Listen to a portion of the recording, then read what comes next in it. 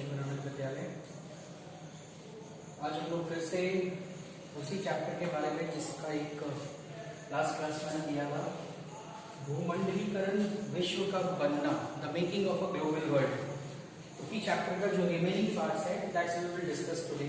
इस चैप्टर का क्योंकि मैंने लास्ट टाइम भी आपको बताया था कि वन ऑफ द लेंथीस्ट चैप्टर, काफ़ी लंबा चैप्टर भी है, बिकॉज उसमें बहुत सारी चीज़ें, बहुत सारा ट्रांसफॉर्मेशन जो एक लंबे समय के दौरान हुआ ना, वो सारे ट्रांसफॉर्मेशन, चेंजेस, इनोवेशंस, वो सारी चीज़ों के बारे में इस चैप्टर में हम लोग पढ़ेंगे। तो ऑब्वियस है कि वो लेंथी तो होना ही है, तो कोई उसमें दिक्कत नहीं।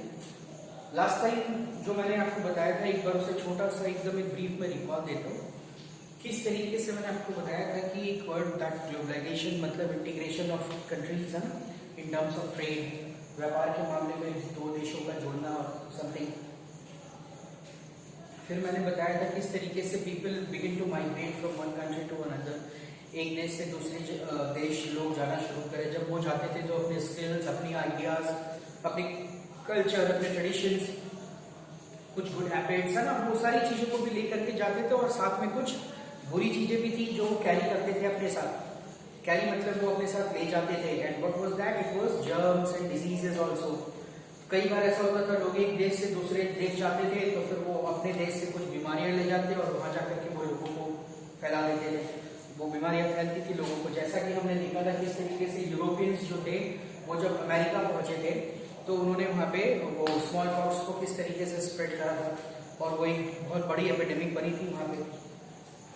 फिर लास्ट टाइम मैंने आपको बताया था कि किस तरीके से जो फूड ट्रैवलिंग हुआ था, फूड ट्रैवल हुआ था आज के डेट में, जो पोटैटो, टोमेटो, चिलीज एंड सोया है ना, तो ये कहीं पे और ऑरिजिनेट हुआ, किसी और जगह इसकी उत्पत्ति हुई, किसी और ने प्रोड्यूस करा, रिकॉग्नाइज करा, ठीक है। और उसके बाद वो यूरोप भी पहुंचा, उसके बाद वो हमारे देश में भी पहुंचा, और हम लोग बहुत सारा टेस्ट करते हैं, यूटिलाइज कर रहे हैं ना, in the form of something, तो हम लोग उसे यूटिलाइज करते हैं। फिर धीरे धीरे वो जो मैंने आपको एक और चीज बताई थी, वो नूडल्स है ना, नूडल्स जो चाइना में ऑरिजिनेट हुआ, ऑलमोस्ट पूरी दुनिया में लोग उसे खाते हैं नूडल्स को। तो इस तरीके से फूड भी एक जगह से दूसरी जगह ट्रैवल कर रहा था। उसके बाद रिलीजन अक्रॉस द वर्ल्ड है ना, एक देश से दूसरे देश रिलीजन का स्प्रेड होना, किस तरीके से रिलीजन स्प्रेड हो रहे थे, किस तरीके से स्पिरिचुअल गुरु जो होते थे, स्पिरिचुअल हेड्स जो होते थे, वो दूसरी कंट्रीज में जाते थे, प्रीच करते थे, एंड आफ्टर दैट लोगों को बताया करते थे about their religion and something else. तो फिर लोग सीखते थे और जो अट्रैक्टेड होते थे, जो इमोशनली कनेक्ट होते थे उनसे, वो उसको कैरी आउट करते थे। लास्ट टाइम आपको मैंने ये भी समझाया था, बताया था कि किस तरीके से चाइना जो है वो सिल्क रूट से जुड़ा हुआ, सिल्क रूट के रास्ते वेस्टर्न कंट्रीज और अदर कंट्रीज से जुड़ा हुआ था, ट्रेड कर रहा था, बदले में गोल्ड और सिल्वर भी उसको बहुत अच्छे क्वांटिटीज में मिल रहे थे रिटर्न ऑफ दैट। तो एक ट्रेड भी चल रहा था। चाइना एक ट्रेडिशनल हब भी बना हुआ था। 18वीं सेंचुरी तक इंडिया और चाइना जो हुआ करते थे वो two richest country in the world है ना, पूरी दुनिया में दो अमीर देशों में गिनती आते थे। फिर यूरोपियंस जो थे 16वीं सेंचुरी के आसपास उन्होंने समुद्री रास्ता खोजा, ठीक है, towards America and towards India. फिर वो लोग पहुंचे इन टर्म्स ऑफ मतलब with a point of view of trade है ना, ट्रेड के नजरिए से, ट्रेड के मकसद से जो है वो अमेरिका और फिर हमारे देश में भी पहुंचे।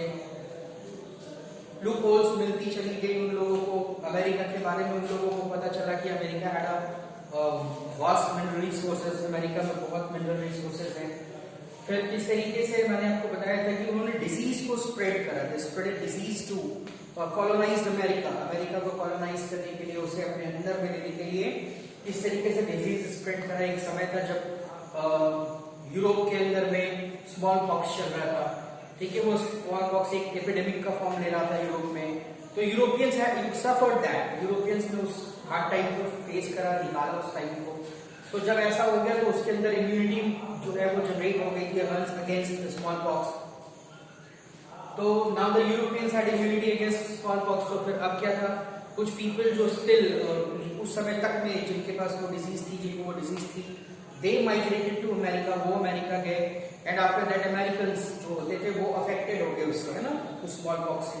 तो अमेरिकन्स के अंदर में तो कोई इम्यूनिटी था नहीं। Then later on what happened, बाद में होता क्या है that the disease wide spreaded, है ना, वो डिजीज जो है फिर वो पूरा अमेरिका में वाइड स्प्रेड करती है। अमेरिका वाज ब्रोकन इकोनॉमिकली, बहुत बुरे तरीके से वो टूट जाता है अमेरिका। एंड धीरे धीरे the Portuguese, the Spanish, the other countries of Europe, ठीक है, दे कॉलोनाइज्ड अमेरिका। और फिर जो एक्सट्रैक्शन और जो एक्सप्लॉयटेशन हो सकता था दे डिड, उन्होंने करा। फिर किस तरीके से लास्ट पॉइंट जो मैंने आपको लास्ट क्लास के बताया था उसमें ये था कि जो चाइना था उसने ऑल ऑफ सडन क्या करा, अपने आप को आइसोलेट कर दिया था दूसरे कंट्रीज के अगेंस्ट में, ठीक है ना। तो चाइनीज बैंड ट्रेड, है ना, उन्होंने ट्रेड को बिल्कुल बंद कर दिया, ओवरसीज ट्रेड को बिल्कुल रोक दिया, अब कोई ट्रेड नहीं होगा, ठीक है। तो फिर वो आइसोलेशन में चला गया। तो चूंकि चाइना एट दैट टाइम, उस समय 18वीं सेंचुरी के आसपास, at that time it was the centre of trade. China जो था उस समय सेंटर ऑफ ट्रेड हुआ करता था। तो चूंकि अब चाइना ने ओवरसीज ट्रेड को बैन करा, अब जो ओवरसीज ट्रेड बैन हो गई तो फिर क्या होने लगा, चाइना से कोई माल बाहर नहीं जा रहा था। अब बाहर के जो लोग थे वो चाइना से माल खरीद नहीं पा रहे थे। तो फाइनली बाहर के जो लोग थे उनकी तो नीड थी, उन्हें तो सामान खरीदना ही था। तो they move towards America, they even move towards India and other parts of the world, ठीक है। तो चाइना का रोल धीरे धीरे गिरने लग गया, the role of China begin to fall, ठीक है। अब उठा कौन, तो उठा अमेरिका, ठीक है, उसकी इंपॉर्टेंस बढ़ने लग गई धीरे धीरे। तो फिर वो समय आया जब सेंटर ऑफ ट्रेड जो था, है ना, वो चाइना से यूरोप की तरफ शिफ्ट कर गया ना। तो यूरोप जो था वो that became the centre of trade. तो वहां पर मैंने रुका था। अब उसके बाद फिर ये चैप्टर जो आज का जो मैंने बोर्ड पर भी नोट डाउन कर रखा है, अब इसे हम लोग क्लियर करेंगे। उसके बाद यहाँ से ये पार्ट शुरू होता है चैप्टर। इसमें हम लोग डिस्कस करेंगे बिटवीन 1815 एंड 1914, 1815 से लेकर के 1914 के बीच में, 1815 टू 1914 बहुत सारे चेंजेस आए थे, बहुत सारे चेंजेस आए थे, ठीक है। What I have written, lots of changes in 19th century, social, political, economical, technological, etc. etc. ये 1815 से लेकर के 1914 के बीच में सोशली मतलब सामाजिक तौर पे भी, ठीक है, पॉलिटिकली मतलब राजनीतिक तौर पे भी, इकोनॉमिकली आर्थिक तौर पे, टेक्नोलॉजिकली, ठीक है। तो बहुत तरह के चेंजेस जो है इस ड्यूरेशन के बीच में बिटवीन 1815 एंड 1914, तो इस ड्यूरेशन में ना बहुत सारे चेंजेस अलग अलग कंट्रीज में अलग अलग जगहों पे हमें देखने को मिले। तो इसके अंदर में ये बिटवीन 1815 एंड 1914, इसके बीच में हम लोग 7 पॉइंट्स पढ़ेंगे, ठीक है, 7 पॉइंट्स। आप अपनी बुक को जैसे ही खोलेंगे आपको बुक में 1 बाय 1 सारे 7 हेडिंग्स मिलेंगे जो अभी मैंने बोर्ड पे लिख रखे हैं। ये 7 के 7 नहीं है, बट आगे फिर मैं बताऊंगा आपको। तो 1815 से 1914 के बीच में हमें जो चीजें देखनी है उसमें से मेजर 7 पॉइंट्स हैं। तो लेट अस स्टार्ट, हम लोग उससे स्टार्ट करेंगे। मगर उससे पहले ये जो चेंजेस हुए थे ना, चाहे वो सोशल थे, चाहे वो पॉलिटिकल थे, इकोनॉमिकल थे या फिर टेक्नोलॉजिकल चेंजेस थे, तो वो बदलाव भी आ रहा था, एक देश दूसरे देश से जुड़ भी रहा था, माइग्रेशन हो रहा था, मूवमेंट ऑफ पीपल हो रहा था, ट्रेड हो रहा था, सब कुछ हो रहा था। तो जो उस समय के बहुत बड़े बड़े अर्थशास्त्री हुआ करते थे, कॉल्ड इकोनॉमिस्ट, है ना, तो at that time the renowned economist जो हुआ करते थे, उन्होंने बहुत कुछ को ऑब्जर्व करा। जो आर्थिक गतिविधियां चल रही थी ना, इकोनॉमिकल कंडीशंस जो उस समय की थी, उसको बहुत क्लोजली उन्होंने ऑब्जर्व करा, उन्होंने रीड करा, और रीड करने के बाद उन्होंने 3 फ्लोज को पकड़ा, ठीक है, ध्यान से समझिएगा।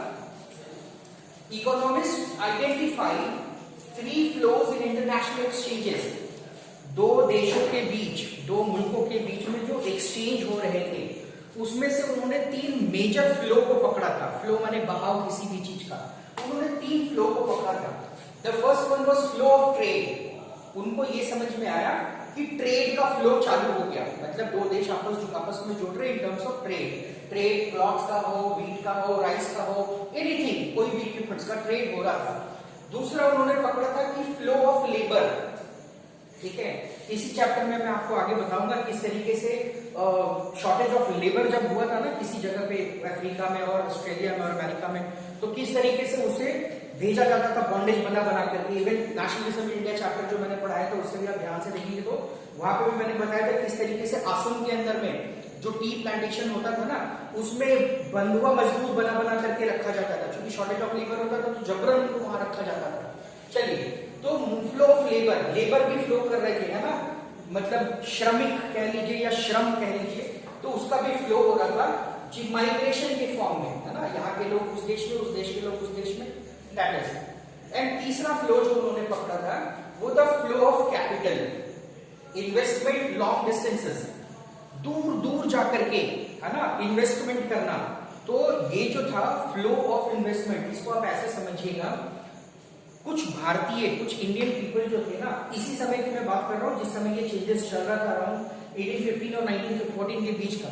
तो कुछ इंडियंस जो थे, Indian bankers, Indian people who having lots of money, Indian brokers, तो वो लोग भी ना यूरोपियन कंट्रीज जाते थे और दूसरे दूसरे कंट्रीज में जाकर के वहां पे भी अपना एक सेटअप करते थे, एक बिजनेस फर्म, एक आप कह सकते हैं, वहां पे भी वो ट्रेड करते थे। और उसके चक्कर में नियर बाय जो मेजर पोर्ट्स हुआ करते थे ना वर्ल्ड के, हर नियर बाय पोर्ट्स के, पोर्ट जितने भी पोर्ट्स होते थे उसके नजदीक में एक गोडाउन टाइप का फॉर्म होता था उनका। कुछ एक ऐसे इंडियंस थे जिन्होंने हर मेजर पोर्ट्स के बगल में गोडाउन्स बना रखे थे, जिसके अंदर में वो गुड्स को स्टोर किया करते थे, लेटर ऑन उसको सेल आउट किया करते थे, ठीक है। तो ये चीजें हो रही थी। तो क्या होता था, दूसरे देशों में जाकर के इन्वेस्टमेंट करते थे, फिर वहां से अर्निंग करके लेकर के आते थे। तो उन्होंने इस चीज को भी पकड़ा था कि फ्लो ऑफ कैपिटल, कैपिटल एक जगह से दूसरी जगह मूव कर रहा होता था, ठीक है, पूंजी जिसे कहते हैं लोग। तो जो उस समय के अर्थशास्त्री हुआ करते थे, इकोनॉमिस्ट होते थे, जो रीनोन थे बहुत, उन्होंने 1815 टू 1914 के बीच में ये जो ट्रेड और ये सारा कुछ चल रहा था, उसमें 3 फ्लो को कैच किया था, 3 फ्लो को पकड़ा था, जिनके बारे में उन्होंने कहा था कि आज की डेट में इंटरनेशनली ये हो रहा है। क्या हो रहा है? तो फ्लो ऑफ ट्रेड हो रहा है, फ्लो ऑफ लेबर हो रहा है और फ्लो ऑफ कैपिटल हो रहा है, ठीक है। अब जैसा कि मैंने आपको बताया था कि ये 1815 से लेकर 1914 के बीच में 7 मेजर चेंजेस देखने को आपको मिलेंगे आपके इस बुक में, जिसमें से सबसे पहला जो है वर्ल्ड इकोनॉमी टेक शेप, ठीक है।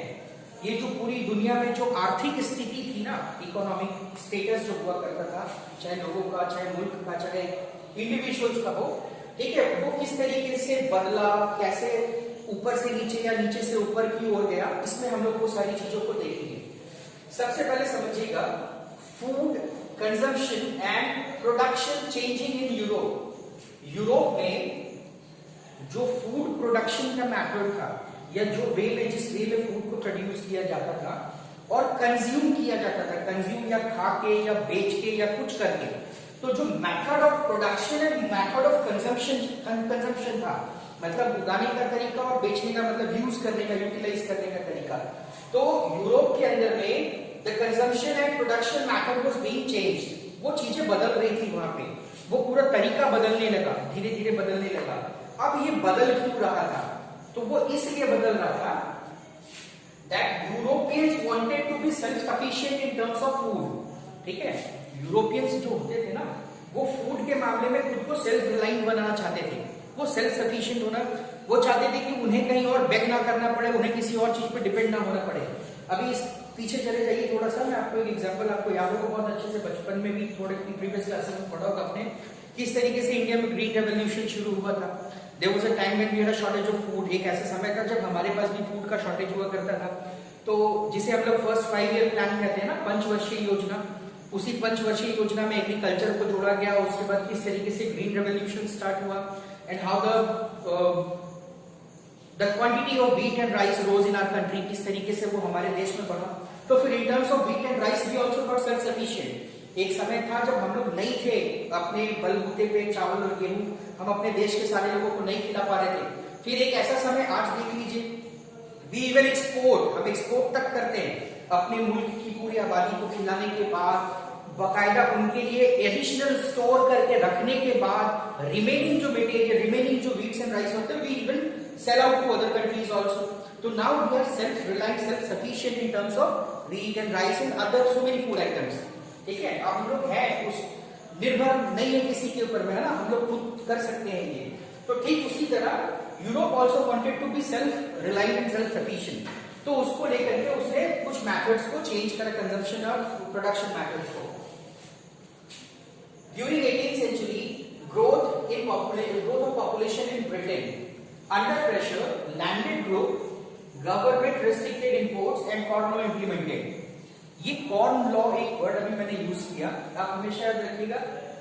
ये जो कॉर्न लॉ था ना, इसको आज तक के इतिहास में जो लेजिस्लेशन होता है ना, मतलब कानूनी प्रक्रिया या जो कानून बनते हैं, तो ये जो कानून था ना, इसको धब्बा माना जाता था।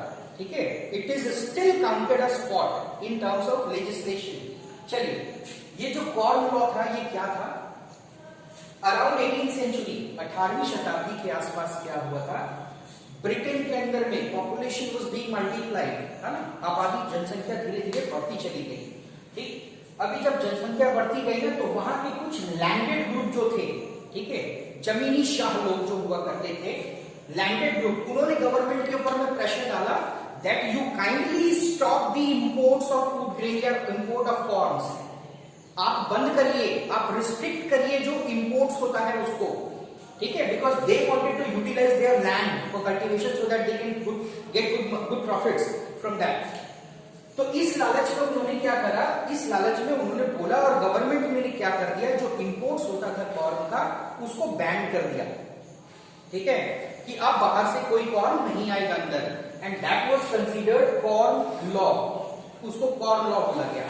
ठीक है, अब जैसे ही रिजल्ट देखिएगा, जैसे ही कॉर्न लॉ लगा दिया गया, जैसे ही कॉर्न लॉ लगा, ठीक है, इंपोर्ट बंद हुआ, आना जाना बंद हुआ, क्या हुआ, फूड प्राइसेस वेंट अप, सीधा ऊपर। ठीक है, तो फूड प्राइसेस जो है वो सीधा ऊपर की ओर भागने लगे। अब जो अनाज थे वो जो जिस रेट में बिका करते थे 1.5 टाइम्स, 2 टाइम्स, 3 टाइम्स, तो ऑटोमेटिक रेट ऊपर भागा। अभी दूसरा चीज और क्या हुआ ना, some of the industries were also there, कुछ उद्योगपति, कुछ कारखाने ऐसे भी थे who were also getting trouble due to this, due to corn law, जिनको प्रॉब्लम फेस हो रही थी कॉर्न लॉ के चक्कर में। ठीक है, तो उन्होंने फिर गवर्नमेंट के ऊपर में प्रेशर बनाना शुरू करा। They pressurise the government to remove corn law. उन्होंने तो कुछ इंडस्ट्रियलिस्ट और कुछ और ऐसा तबका भी था जो हाई प्राइसेस को लेकर बहुत कंसर्न था, है ना, उस मैटर को लेकर के। तो उन्होंने फिर से ब्रिटेन की गवर्नमेंट के ऊपर में प्रेशर बनाया, you have to remove corn law, आपको हटाना पड़ेगा, कॉर्न लॉ हटाइए आप।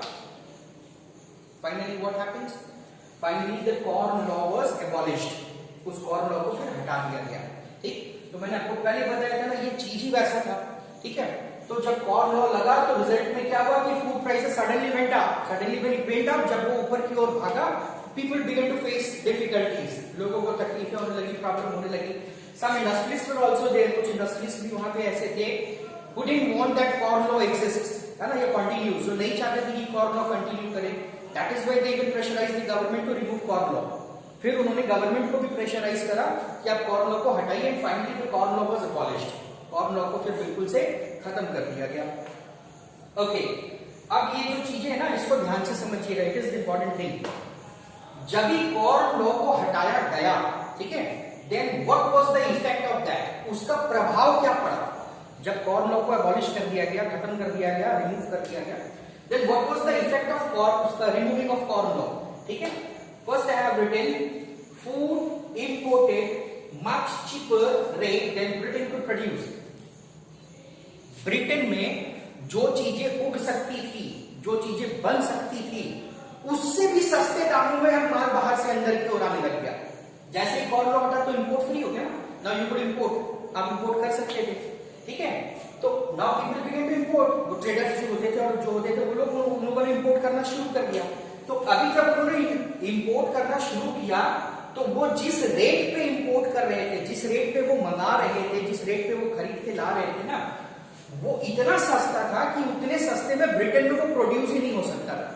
ठीक है, इट मीन जैसे कॉर्न लॉ हटा, now they begin to get cheaper things, rate जो है वो नीचे की ओर आने लगा। Vast area of land left uncultivated, बड़े बड़े जमीन के हिस्से को छोड़ दिया गया ऐसे ही, नो कल्टीवेशन। क्यों कल्टीवेट करें, आप कल्टीवेट करेंगे तो भी आपको कीमत उससे ज्यादा पड़ेगा जितने सस्ते में आप ले आएंगे। People left land for left uncultivated. ठीक है, उन लोगों ने जमीन तक छोड़ दी, नो कल्टीवेशन वाज देयर, कोई कल्टीवेशन नहीं। People jobless, migration overseas.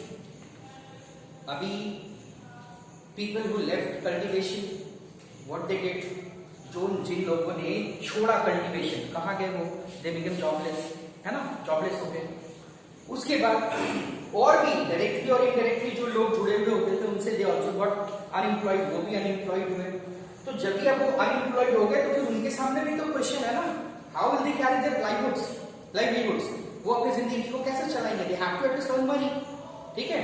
तो अब वो करे तो क्या करें, देन पीपल बिकम जॉबलेस। जैसे ही वो जॉबलेस हुए, लिटिल बिट बाय बिट, धीरे धीरे द माइग्रेशन स्टार्ट हो गया, ठीक। मतलब people left Britain and people began to move overseas, दूसरे देशों में जाने लगे, ठीक है, for what, in search of job, in search of livelihoods, ठीक है। तो ये हुआ। उसके बाद more imports, prices fell, more demand. चूंकि चीज सस्ती थी, मतलब ब्रिटेन में भी उगता तो उतना सस्ता नहीं मिल रहा था जितने सस्ते में वो बाहर से मंगा ले रहे थे। तो जो इंपोर्ट की क्वांटिटी थी ना, क्वांटिटी बहुत बढ़ गई थी। जब बहुत ज्यादा क्वांटिटी बढ़ने लगी, चूंकि चीपर भी था, तो मोर इंपोर्ट्स हुआ। जब बहुत ज्यादा इंपोर्ट होने लगा, प्राइसेस ऑटोमेटिकली फेल, नीचे गिर गए प्राइस, ठीक है। अभी जब प्राइसेस गिरा तो डिमांड भी बढ़ने लग गया, क्योंकि सस्ता था, then people begin to buy, है ना, लोग खरीदने लगे खुशी खुशी। तो अब क्या होने लगा, जब रेट नीचे गिरा तो डिमांड बढ़ने लगा, डिमांड बढ़ा, लोगों ने खरीदना शुरू किया। अभी डिमांड बढ़ा तो डिमांड को पूरा भी तो करना होगा, तो डिमांड कहां से पूरा होगा, वो मुल्क, वो देश जहां से वो आता था। तो इसमें 3 मेजर कंट्री हुआ करते थे उस समय। The first one was called Russia, America and Australia, ठीक है। ये 3 मेजर एक्सपोर्टर थे उस समय के। चलिए, will discuss about that. To fulfil demand, America, Russia, Austria did cultivation large scale. अब डिमांड बहुत ज्यादा बढ़ रहा था, ब्रिटेन में तो बढ़ ही रहा था, पूरे यूरोप में था, फिर और भी जगहों पे डिमांड आ रहा था। तो अब जब डिमांड बढ़ रहा था तो फाइनली क्या, ये जो 3 मुल्क थे, ऑस्ट्रेलिया, रशिया एंड अमेरिका, इन्होंने कल्टीवेशन जो है बहुत ही ब्रॉड स्केल पे करना शुरू करा, है ना, लार्ज स्केल। तो ब्रॉड स्केल पे फिर कल्टीवेशन जो है वो चालू हो गया। Now railway tracks laid down from hinterland to ports. इस पॉइंट को समझिएगा, ठीक है। इंडिया में भी जब ब्रिटिशर्स ने इंडिया को कैप्चर करा था, गुलाम बनाया था ना, तो इंडिया में भी बहुत सारी ऐसी जगहें थी जहां जा जाके वो सामान खरीदते थे। लाइक एसम साइड्स में वो टी कॉफी चलता था उनका, फिर बिहार, यूपी, ये सारे हरियाणा, पंजाब साइड्स में जो भी चीजें उगती थी, महाराष्ट्र में जूट, कॉटन जो उगता था। तो ये लोग करते क्या थे, इंडिया के कोने कोने से रिसोर्सेस को उठाते थे और उसे सी पोर्ट्स की तरफ ले जाते थे। तो शुरू में सूरत बंदरगाह, है ना, दूसरा हुगली बंदरगाह, ये 2 जगह ऐसा था जहां से, ये 2 मेजर सी पोर्ट्स होते थे जहां से ये लोग सामान जहाज में लादते और लेके अपने देश चले जाते। बाद में फिर कोलकाता पोर्ट भी डेवलप हुआ, बॉम्बे पोर्ट भी डेवलप हुआ, पोर्ट्स है ना, बंदरगाह। तो ये बॉम्बे और कोलकाता पोर्ट से जो है वो डेवलप होने के बाद क्या होने लगा कि वो माल जो है वहां जाने लगा। अब इनके साथ प्रॉब्लम क्या होता था ना कि धीरे धीरे ना जो क्वांटिटीज था, ब्रिटिशर्स का जो क्वांटिटी जो ये खरीदते थे इंडियन से, वो बल्क होने लगा, बड़ा होने लगा, ठीक है। अब बल्क में इन्होंने खरीदना शुरू करा, तो अब इनको डिफिकल्टीज होता था कि इतना सारा बल्क में सामान को उठा के समुद्री पोर्ट तक कैसे लेकर के जाए। तो इन्होंने क्या करा था, तो इन्होंने इंडिया में रेलवे ट्रैक्स को लेट डाउन करा, रेलवे ट्रैक्स को बिछाया और रेलवे ट्रैक्स को वहां तक ले गए जहां से ये सामान खरीदते थे। पटरियां बिछी, ट्रेन आई, ट्रेन बैठी, ट्रेन पहुंची, वहां तक सारा माल इन्होंने लादा ट्रेन में और मुड़ के वापस उसे समुद्री पोर्ट तक ले आते थे, ठीक है। तो बल्क में सामान ये लोग ट्रेन में लाद करके पोर्ट तक लाते, पोर्ट से फिर जहाज में, जहाज से लेकर अपने देश में। तो इस चक्कर में इन्होंने इंडिया में रेलवे को इंट्रोड्यूस करा था। मैंने आपको पहले भी बताया था that the railway is given by the British to us, है ना। हम लोग जो आज रेलवे देख रहे हैं, इसकी शुरुआत ब्रिटिशर्स ने ही की थी हमारे देश में, ठीक है। तो उसके पीछे मकसद उनका खुद का बेनिफिट था। वो जो उन्होंने लेट डाउन करा था, they didn't do that for us, उन्होंने हमारे लिए नहीं करा, उनका खुद का मकसद था उनके पीछे। चलिए, बट फिर भी what I was telling here कि अब रेलवे ट्रैक्स लेट डाउन होने लगे फ्रॉम हिंटरलैंड टू पोर्ट्स, मतलब रशिया हो, ब्रिटेन हो, ऑस्ट्रिया हो और भी अदर कंट्रीज जहां प्रोडक्शन हो रहे थे, उग रहे थे ना, तो वहां से रेलवे ट्रैक्स बिछता था सी पोर्ट्स तक और वहीं से बल्क में सामान ट्रेन में लादा जाता और उसे सी पोर्ट तक ले जाया जाता था, फिर बाद में समुद्री रास्ते से फिर उसे जगह जहां भेजना होता था वो भेजते थे। अब क्या होने लगा, तो railway tracks were being laid down, ठीक है। Shortage of labour in America and Australia. अभी मैंने आपको बताया कि डिमांड बहुत ज्यादा हो रहा था फूड ग्रेन्स का और कॉर्न्स का। तो जब डिमांड बहुत ज्यादा था तो कल्टीवेशन जो है ना बहुत ब्रॉड स्केल पे करने लग गए थे। कौन? America, Russia and Australia. तो रशिया की बात नहीं कर रहा, अभी सिर्फ अमेरिका और ऑस्ट्रेलिया की बात कर रहा हूं। ये दो ऐसे कंट्रीज थे ना जहां पे लेबर शॉर्टेज क्रिएट हो गया। They were not getting labour for work, उनको मिल नहीं रहे थे मजदूरों को, कामगार जो है काम करने के लिए। तो अमेरिका में और ऑस्ट्रेलिया में लेबर शॉर्टेज क्रिएट हो गया। लार्ज स्केल माइग्रेशन, ठीक है, यूरोप टू अमेरिका। पूरे यूरोपियन कॉन्टिनेंट से तकरीबन 50 मिलियन लोग, 50 million, 1 million is equal to 10 lakh, तो 50 मिलियन पीपल अराउंड जो है लगभग वो यूरोप से निकल करके अमेरिका माइग्रेट कर गए, क्योंकि उन्हें जॉब चाहिए था, है ना। तो वो माइग्रेशन जो है बहुत बड़े स्केल पे देखा गया था उस समय। चलिए, जब कॉर्न लॉ को रिमूव किया गया था, तो कॉर्न लॉ के रिमूव होने के बाद कुछ मेजर इफेक्ट्स देखने को मिले थे। जैसे मैंने आपको बताया था कि जो इंपोर्ट्स हो रहा था वो बहुत ज्यादा चीपर हो गया, इतना चीप हो गया कि ब्रिटेन तक प्रोड्यूस नहीं कर पा रहा था खुद, उतना सिस्टम है ना। उसके बाद वास्ट एरियाज को ऐसे ही छोड़ दिया गया अनकल्टिवेटेड, क्योंकि कल्टीवेशन करे कौन, करे क्यों, ठीक। उसके बाद जो है पीपल बिकम जॉबलेस, लोग जॉबलेस होने लगे, दे बिगिन टू माइग्रेट, ठीक है। और यही चीज जो नीचे मैंने आपको बताया, वो माइग्रेशन एक ऐसा भी आया था जब अमेरिका और ऑस्ट्रेलिया को नीड पड़ी तो 50 मिलियन लोग जो माइग्रेट कर गए, ठीक है। रेलवे ट्रैक्स लेट डाउन होने लगे। उसके बाद प्राइसेस जब डाउनफॉल हुआ, जब गिरा तो डिमांड बढ़ने लगा, जब डिमांड बढ़ने लगा तो अमेरिका, ऑस्ट्रेलिया और रशिया जो है इन्होंने एक लार्ज स्केल पे, ब्रॉड स्केल पे कल्टीवेशन को स्टार्ट करा, ठीक है। तो ये कॉर्न लॉ का रिमूवल का इफेक्ट था सारा कुछ। चलिए, तो ये फर्स्ट पॉइंट जो है, सॉरी, ये वर्ल्ड इकोनॉमी टेक शेप, ठीक है। इसके अंदर में हमने ये मेजर चीजों को देखा। अभी दूसरी चीज की बात करते हैं, labour, sorry, role of technology, है ना। अब ये रोल ऑफ टेक्नोलॉजी क्या है? आज के डेट में तो हमें पता है कि technologically we are very advanced, बहुत एडवांस हो गए हम लोग टेक्नोलॉजिकली, ठीक है। तो ये 1815 और 1914 के बीच में टेक्नोलॉजी का क्या रोल था और क्या स्टेटस था, विल सी। सबसे पहला, रेलवेज टू ट्रांसपोर्ट, रेलवे को इंट्रोड्यूस किया गया, रेलवे ट्रैक्स को इंट्रोड्यूस किया, that was also kind of technology at that time, ना, इवन स्टिल टुडे। तो ये जो रेलवेज था इसको इंट्रोड्यूस किया गया, ट्रैक्स को बिछाया गया, ट्रेन्स लाया गया। बेसिकली ट्रेन जो होते थे वो हिंटरलैंड से पोर्ट्स की तरफ जाते थे, है ना, जहां माल उठता था वहां से लेकर के समुद्री पोर्ट तक। तो पहला बेसिक वही चीज था। फिर बाद में पीपल्स कैरी करने के लिए और अदर पर्पसेस के लिए भी इसको यूज किया गया। तो एक के बाद एक रेलवे ट्रैक्स को लेट डाउन किया गया, एक ये टेक्नोलॉजिकल चेंजेस हमें देखने को मिला था।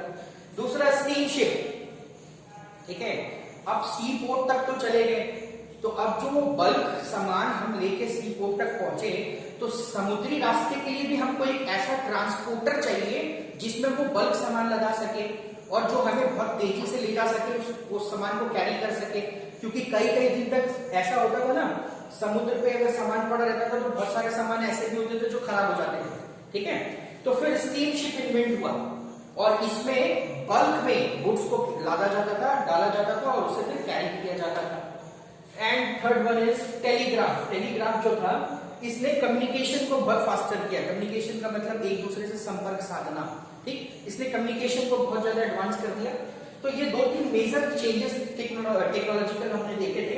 अभी इसमें क्या था ना, एक चीज को और देखिए, the role of technology in trade of meat. Meat है ना, मीट के ऑलवेज रिमेंबर, अमेरिका जो था ना, अमेरिका में मीट को एक लग्जरी आइटम माना जाता था, ठीक है। Meat was considered a luxury item in America. अभी टिल 1870, 1870 तक, है ना, अमेरिका से मीट को एक्सपोर्ट किया जाता था दूसरे कंट्रीज में, even Europe and to other countries also. Around 1870, 1870 तक मीट को एक्सपोर्ट किया जाता था अदर कंट्रीज में फ्रॉम अमेरिका। अभी एक्सपोर्ट कैसे करते थे वो लोग पता है? एनिमल्स को उठाया, जहाज में लादा और जहाज में लाद के भेज दिया, ठीक है। कोई चॉपिंग वॉपिंग नहीं, क्योंकि चॉपिंग अगर वो वहां पे करते तो उतने दिन तक में तो वो मीट ही खराब हो जाता। मान लीजिए अगर सी रूट से आप जा रहे हैं एक कंट्री से दूसरे कंट्री, 4 दिन का 5 दिन का ट्रिप है, तो फिर वो अगर आपने उसे चॉप कर दिया तो फिर वो सस्टेन करेगा नहीं, वो तो खराब हो जाएगा। तो वो सीधा क्या करते थे, एनिमल्स को लाद देते थे जहाज में और सीधा भेज देते थे। अब इसमें क्या होता था, कई बार चूंकि बल्क में बहुत सारा नंबर्स होता था एनिमल्स का, जिसे जबरन ठूस दिया जाता था जहाजों में, तो कुछ तो ऐसे ही मारे जाते थे रास्ते में, ठीक, कुछ बीमार पड़ जाते थे। अब कई बार कुछ मरते थे तो फिर वो बीमारियां भी फैला जाते थे, ठीक है ना। तो बहुत प्रॉब्लम क्रिएट हो रही थी, बहुत इश्यूज हो रहा था। तब ये अचानक से क्या होता है, रेफ्रिजरेटर ये इन्वेंट होता है ना, रेफ्रिजरेटर इन्वेंट हो गया। अभी जैसे रेफ्रिजरेटर इन्वेंट हुआ तो अब क्या होने लगा, अमेरिका में ही मीट को चॉप किया जाता और उसे रेफ्रिजरेट कर दिया जाता, फ्रिज में लादा जाता, डाल दिया जाता और उसके बाद उसे डाल दिया जाता शिप में और उसके बाद उसे कैरी करते थे।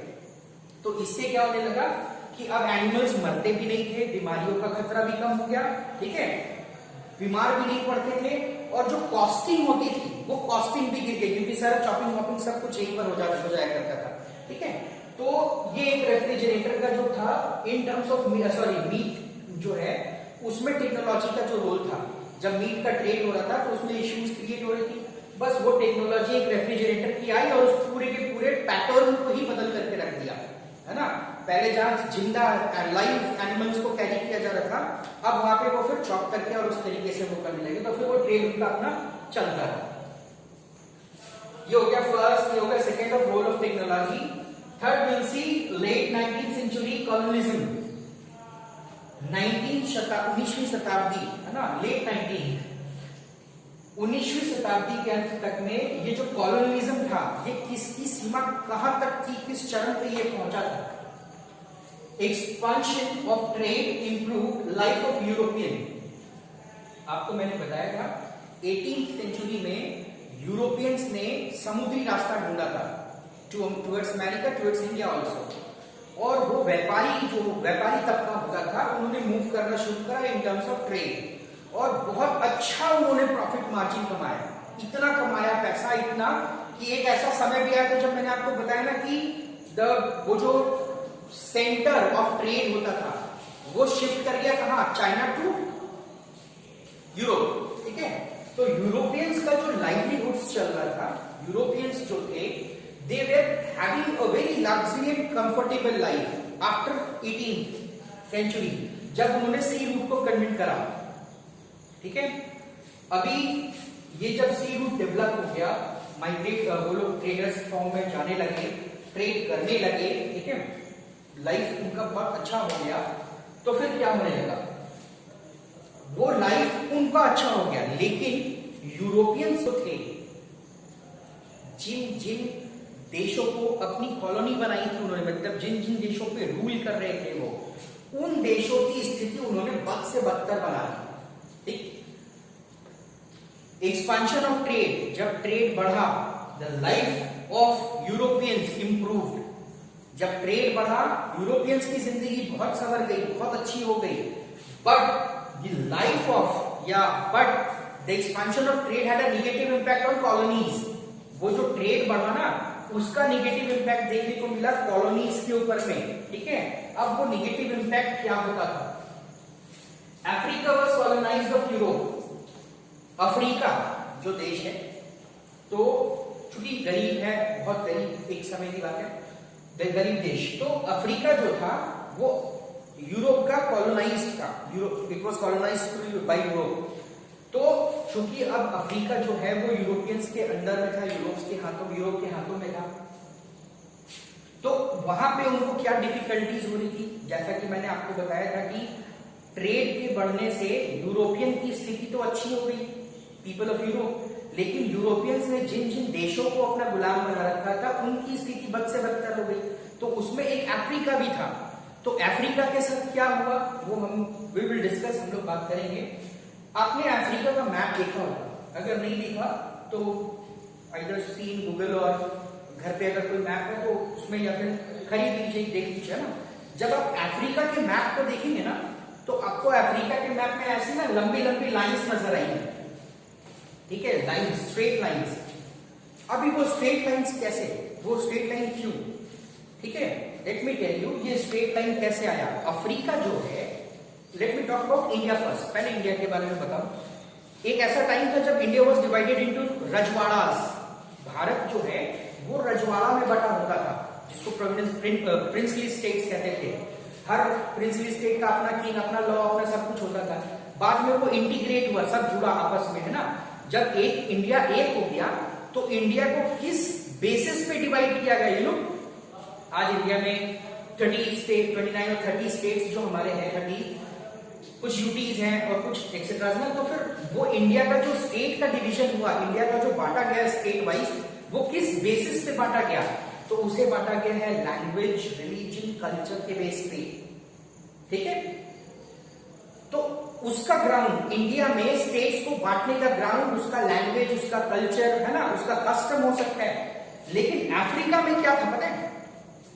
1885 की बात है। सम बिग यूरोपियंस, बड़े बड़े यूरोपियंस लोग जो है, मीट एट बर्लिन में, एक जगह बर्लिन में मिले वो लोग, और ऐसे ही यूरोप अफ्रीका का नक्शा रखा और ऐसे लाइन खींच दी, ये मेरा हिस्सा, ये तुम्हारा, ये मेरा, ये तुम्हारा, ये उसका, ये उसका। बस ऐसे ऐसे लाइन खींची और ये उसका हिस्सा हो गया, वो उसका हो गया, वो उसका हो गया, वो उसका हो गया। Now the Africa was divided into parts, ठीक है। तो अफ्रीका का जो मैप है उसमें जो ये लंबी लंबी लकीरें हमें दिखाई देती है ना, what we see in the map of Africa, ये उसी यूरोपियन पावर्स की, बिग यूरोपियन पावर्स की देन है, ठीक है। जो बर्लिन में मिलते हैं 1885 को, बैठते हैं, हमने अफ्रीका का मैप रखा और ऐसे टुकड़ों में बांट दिया। कोई बेसिस नहीं, ना रिलीजन, ना लैंग्वेज, ना कल्चर, ना कस्टम, कोई बेसिस नहीं, बस ऐसे लाइन बेस, ये हिस्सा मेरा, ये हिस्सा मेरा, ये हिस्सा और ये तुम्हारा, ठीक है। तो फिर ये अफ्रीका का मैप देख ले, ऐसा दिख गया। चलिए, तो अफ्रीका को इस बेसिस पे बांटा गया, ठीक है। ये हो गया आपका थर्ड पॉइंट। जो 7 मैंने आपको बताया था, 7 पढ़ना, उसमें से ये थर्ड था, लेट 19th सेंचुरी कॉलोनिज्म, ठीक है, जिसमें मैंने आपको ये बताया कि कैसे यूरोपियंस तो ठीक है, ठीक हो रहे थे, ठीक हो गए थे, लेकिन जो कॉलोनीज थी उनकी स्थिति बद से बदतर होती गई। उसका एक एग्जांपल दिखाया था मैंने आपको कि अफ्रीका को डिवाइड कैसे किया गया। अभी और देखेंगे हम लोग रिंडर पीस्ट और कैटल प्लेग। अब ये रिंडर पीस्ट और कैटल प्लेग क्या है, ठीक है। Rinderpest is a kind of disease, है ना, एनिमल डिजीज जो जानवरों में होती है, ठीक है, या इसको कैटल प्लेग भी कहते हैं हम लोग, ठीक है। Vast minerals European reached for mining and plantation. Lack of labor, not willing to work, Earth's population easily fulfill the needs. Africa जो था, ठीक है, Africa also had a resource. Africa में भी रिसोर्सेज की कोई कमी नहीं, रिसोर्सेज अफ्रीका के पास भी, ठीक है। लेकिन अफ्रीका में ना एक बड़ा क्योंकि अफ्रीका का स्पार्स पॉपुलेशन था अफ्रीका का, ठीक है। तो अफ्रीका में चल क्या रहा था ना कि वहां के जो लोग थे ना अपनी जीविका को बहुत आसानी से चला लेते थे उस कैटल से। कैटल है ना, उसी से उनकी जिंदगी चल रही थी बड़े खुशी मजे में। तो जब अफ्रीका के बारे में पता लगा यूरोपियंस को कि अफ्रीका में रिसोर्सेज है, वो लोग अफ्रीका में आए, अफ्रीका को कॉलोनाइज करा, आए किस पर्पज से कि माइनिंग करेंगे, कल्टीवेशन करेंगे, माइनिंग करके रिसोर्सेज निकालेंगे और उससे अर्निंग करेंगे। तो माइनिंग, है ना, एंड प्लांटेशन, इसके लिए वो यहाँ पे आए। अब जब यहाँ आए तो उन्होंने यहाँ करके लेबर खोजना शुरू किया। No one was willing to work in Africa, कोई काम नहीं करना चाहता था, because they were spending their life very easily and comfortable. अपनी लाइफ को कंफर्टेबली वो लोग स्पेंड कर रहे थे। दे हैड कैटल्स, उसी से उनकी जिंदगी चल रही थी, कुछ अपना कुछ काम करके चला। तो most of the people were not interested in working in plantation and etc. mining. अब तो यूरोपियंस के सामने प्रॉब्लम खड़ी हुई, तो वर्कर्स नहीं मिल रहे थे उन्हें, ठीक है। अब जब यूरोपियंस को वर्कर नहीं मिला तो फिर करा क्या उन्होंने, ठीक है। How did they, from where did they bring number of people who work there, कहां से लेकर के आया फिर वो यूरोपियन फोर्स टू वर्क। अब यूरोपियन ने क्या किया, क्योंकि अफ्रीका को जब उन्होंने कॉलोनाइज किया, अपने कंट्रोल में ले लिया और उन्होंने देखा कि उन्हें वर्कर्स मिल नहीं रहे, तब उन्होंने क्या करा, उन्होंने फोर्स किया, फोर्स काम करने के लिए। पहला काम उन्होंने क्या किया पता है, ह्यूज टैक्स इंपोज कर दिया। उन्होंने टैक्स इतना लगा दिया कि अगर मतलब लोग जितना कमा पा रहे थे ना, टैक्स उससे ज्यादा, तो अब पैसे की तो जरूरत पड़ेगी, तो पैसे कहां से आएंगे, तो काम तो करना पड़ेगा फिर। क्योंकि जो कमा रहे थे उससे टैक्स भी नहीं दे पा रहे थे वो, ठीक है, तो उन्होंने टैक्स को इम्पोज किया। दूसरा, inheritance law changed. Inheritance law को उन्होंने कैसे बदला? ये क्या होता है पता है? अफ्रीका में एक फादर है, एक पिता है, पिता की अगर 2 संतानें हैं, अगर पिता की मौत हो गई तो पिता की सारी संपत्ति सिर्फ एक संतान को मिलेगी, दूसरे संतान को कुछ नहीं मिलेगा।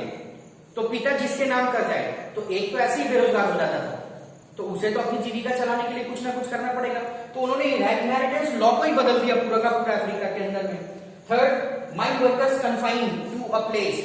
कुछ लोग जो उन्हें मिले थे ना माइंस में काम करने के लिए, उनको ना वो लोग बॉन्डेज लेबर बना के रखते थे।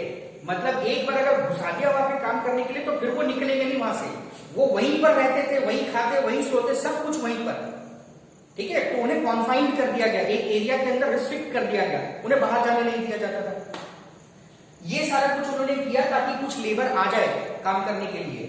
अभी इसी बीच क्या होता है? Arrival of rinderpest. अभी इसी बीच वो कैटल प्लेग पहुंचता है अफ्रीका। कहां से पहुंचा? कुछ हॉर्सेस, कुछ घोड़े जिन्हें ब्रिटिश एशिया से मंगवाया गया था, उनमें में से किसी के अंदर में ये चीज थी। और फाइनली क्या हुआ? उस हॉर्सेस से ये कैटल प्लेग जो है वो अफ्रीकन एनिमल्स में फैला, वो एनिमल्स में फैला।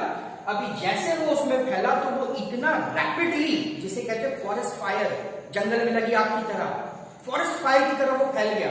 अब वो फैला तो तकरीबन 90% कैटल डाइड, तकरीबन 90% कैटल जो है वो अफ्रीका पूरा का पूरा खत्म हो गया उसका। तो इसका मतलब पता है क्या था? Losing animals mean losing life. उन जानवरों को खोना मतलब अपनी जिंदगी को खो देना था उन अफ्रीकन के लिए, ठीक है। अफ्रीकन की स्थिति ऐसी हो गई कि finally now they could not sustain. अब वो नहीं जी पा रहे थे, अब उनकी जीविका का कोई साधन नहीं बचा, क्योंकि मैंने आपको बताया था कि उनकी जिंदगी चल रही थी कंफर्टेबली। क्यों? बिकॉज दे हैड एनिमल्स, और उससे वो अपनी लाइफ को बहुत इजीली कैरी कर पा रहे थे। Now the 90% cattle were died, 90% जानवर खत्म। अब उनके सामने फिर क्वेश्चन मार्क, और फाइनली हुआ वही जो यूरोपियंस चाहते थे। People began to move towards mining, people began to move towards plantation. Finally उन यूरोपियंस ने ऐसा कर दिया कि अब जो पीपल थे वहां के वो प्लांटेशन की तरफ भाग गए, क्योंकि उन्हें अर्निंग चाहिए थी, उन्हें खाना चाहिए था। और बचे हुए जो लोग थे वो माइनिंग की तरफ भागे, कुछ माइग्रेट कर गए, कुछ बॉन्डेज लेबर बन गए, कुछ इधर कुछ उधर। तो जो चाहते थे फाइनली उन्होंने वैसा करा, ठीक है। तो this was the fourth part, rinderpest और द कैटल प्लेग। किस तरीके से ये रिंडरपीस्ट और कैटल प्लेग जो था उसने अफ्रीका के इतिहास को ही, मतलब अफ्रीका का ही पूरा ज्योग्राफी बदल करके रख दिया पूरे तरीके से। जो एक ट्रेडिशन चला आ रहा था वो पूरा का पूरा ट्रेडिशन पलट करके रख दिया उस बीमारी ने उस जगह, ठीक। सो इस पार्ट में भी इतना ही, because it is a very lengthy chapter. तो फिर हम लोग दोबारा फिर नेक्स्ट क्लास में मिलेंगे और उस नेक्स्ट क्लास में हम लोग आगे डिस्कशन करेंगे।